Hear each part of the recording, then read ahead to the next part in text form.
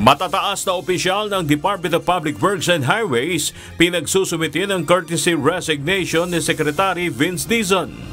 Ang unang-una ko pong order na igagabas ay ang pag-order ng courtesy resignations top to bottom.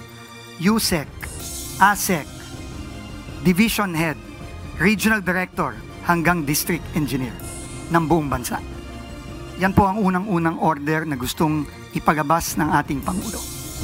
Philippine Contractors Accreditation Board o PICAB, kinumpirmang contractors ang dalawa nilang direktor at mga board member. Sara Diskaya, inaming may mga kumpanya silang nagsasabay sa bidding para sa isang kontrata. So minsan naglalaban-laban yun, Sham? Yes po. Oh, so that is not a legitimate bidding. Dahil yung Sham na yon na naglalaban-laban sa isang award sa isang kontrata, iisa lang ang may-ari.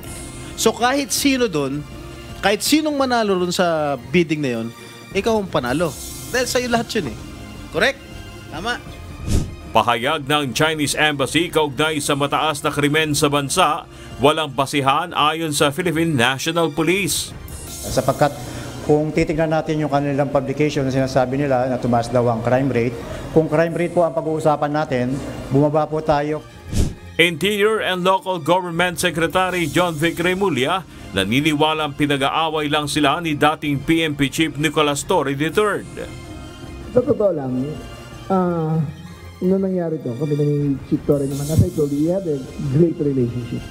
Ngayon, pinag-aaway kami, ang team ko. Batas na magpapalawig sa absentee voting, kinakailangan ayon sa Commission on Elections.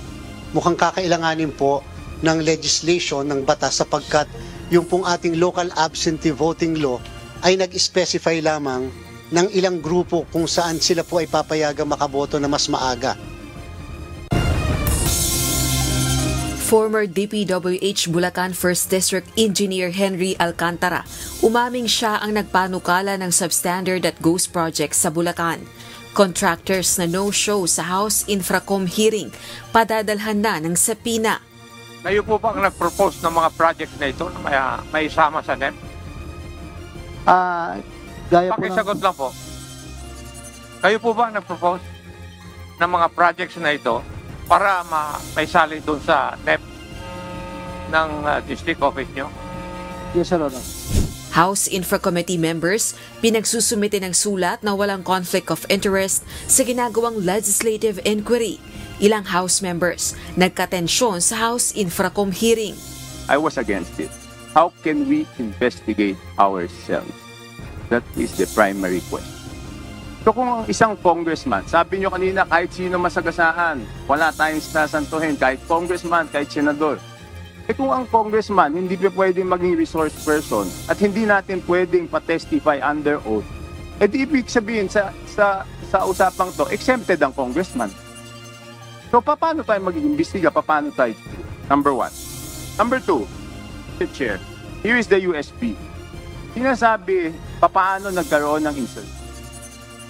Under the name of Congressman Saldico, ang insertion sa BICAM as proponent siya is 13,803,693,000.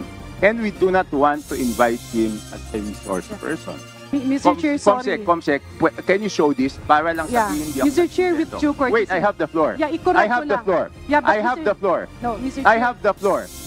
Investigasyon sa mga sinasabing anomalya sa government flood control projects, ipauubaya na ni DPWH Secretary Vince Dizon sa bubuing Independent Commission ng Pangulo. Para ho sa akin, nagsalita na po ang Pangulo, magtatayo po siya ng Independent Commission. Ibigay po natin sa Independent Commission ang responsibilidad at authority to investigate. Proseso ng pagtanggap ng DBM sa panukalang DPWH projects, kwenestyon sa Senado. Umani 6 na red flags sa proposed budget mula sa Executive Department, ibinunyag sa Senado. But that special nature, yan ang source ng corruption. Yan ang naging source ng corruption dahil hindi nyo sinusundan yung sarili nyong budget memorandum. Wala kaming capability to analyze the 15,000 projects. Otherwise, baka wala pa po kami ngayon NEP kung iisa-isahin po namin. Pagrepaso sa 2026 proposed budget ng Department of Public Works and Highways, ipinag-utos ni Pangulong Ferdinand Marcos Jr. PBBM hinimok ang governors na isiwalat ang irregularidad sa mga proyekto ng gobyerno. President Ferdinand R. Marcos Jr. has directed the Department of Budget and Management and the newly appointed Secretary of the Department of Public Works and Highway to conduct a sweeping review of the DPWH budget under the proposed 2026 National Expenditure Program.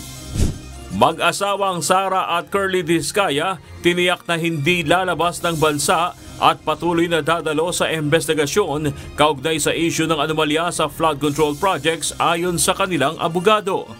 Definitely, nandito pa. Masaya nga sila kahapon eh. Ang sweet-sweet nga nila kahapon eh. Kagaya ho yung sinabi ko kahapon, wala hong tinatago ang pamilya Diskaya at haharapin po namin ito ng may pagtalima sa subpina ng House of Representatives or Senado. Makakaasa po kayo dyan, hindi ho yan tatakbo. Lisensya ng 9 na kumpanyang pagmamayari ni Sara Diskaya, binawi ng Philippine Contractors Accreditation Board. Sa pagkakaalam ko, may extension to submit mga documents. Pero kung nirevoke ka agad, surreptitiously, may problema po tayo sa due process. Lahat po dapat dumaan tayo sa due process. Hindi po pwede yung dahil nakikiride on ka lang sa issue, swift po yung action natin. Hindi po ganun.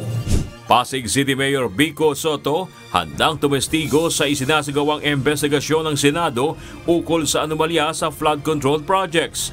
Pagpapanagot sa mga taong sangkot sa korupsyon, iginiit ng alkalde. Kahit sino naman po, hindi naman yan kung gusto o hindi. Pag sila nagpatawag, required po yun. Wawaw Builders at Sims Construction pinatawa ng perpetual ban sa lahat ng proyekto ng gobyerno. Mahigit 96 million pesos na halaga ng Ghost Flood Control Project sa Plaridel, Bulacan. Ikinadismaya ni DPWH Secretary Vince Dizon. Yung kapal ng mukha na babalik dito, tapos pipigit buhayin yung patay dito na magmamadali, tapos talagang brazen. Kahayupan talaga nitong mga taon to. 43 DPWH officials at contractors na inilagay sa Immigration Lookout Bulletin dahil isinasangkot sa maanomalyang flood control projects. Nasa Pilipinas pa, ayon sa Bureau of Immigration. So far po, parang wala naman pong lumabas sa kanila doon sa initial tingin po natin sa mga records nila, but we will be conducting another round of checks doon sa system natin para up-to-date po ito. Reklamo laban sa mga nag-organisa ng rally sa St. Gerard Construction. Ihahain. Pamilya Diskaya, hihingi ng proteksyon sa Philippine National Police. I-reviewin pa ho namin yung CCTV. So kung merong mang paglabag sa karapatan ng mga Diskaya, sa propriedad, may nasira, kagaya niya, may vandalism. 28 luxury vehicles na iniuugnay sa pamilya Diskaya, hawak na ng Bureau of Customs. Ako, Bicol Party List Representative Elizaldico, nasa Amerika ngayon upang magpagamot ayon sa tagapagsalita ng House of Representatives. Sa pagkakaalam ko, he's currently out of the country. I understand he is nasa United States siya for medical treatment with appropriate travel documents. 268.3 billion pesos na pondo sa flood control projects para sa 2026, isa sa pag-aaralang mabuti ni DPWH Secretary Vince Dizon. Flood control projects sa mga lugar na matindi ang banta ng baha, dapat lang pondohan ayon kay Representative Mika Swansing. Napakalaki po nito. Mahigit 30% ng 880 billion budget ng DPWH ay nasa flood control. In fact, Madam Chair, sa pinakita po sa aking numero, hindi lang po 250, 268.3 billion ang nakalagay sa flood control. So ito po talaga kailangan rebisahin, repasuhin. Ibig sabihin po, kung ano lamang po ang mga proyekto na kasama sa red zones at kung ano lamang po ang kasama sa proposal ng DPWH na nanggagaling po sa mga na nakabase po sa feasibility studies at galing po endorsed po ng Regional Development Council ang dapat pondohan. Umano'y substandard na construction sa Film Heritage Building, hindi kontrata ng mga diskaya ayon sa abogado nito. Ni-revise po yun. So kumuha po sila ng ibang kontratista. Ang gumagawa po doon ay hindi po ang Great Pacific Builders and General Contractor Inc. Kundi po ang gumagawa po doon ay Theater Box Solutions and Services Corporation. Hindi po amin yon. At hindi po namin alam kung sino po ang nangontrata po doon. At Pilipinas at Cambodia nakahandang lumagda sa 3 kasunduan sa pagbisita doon ni Pangulong Ferdinand Marcos Jr. There are agreements on combating transnational crimes, higher education, and air services.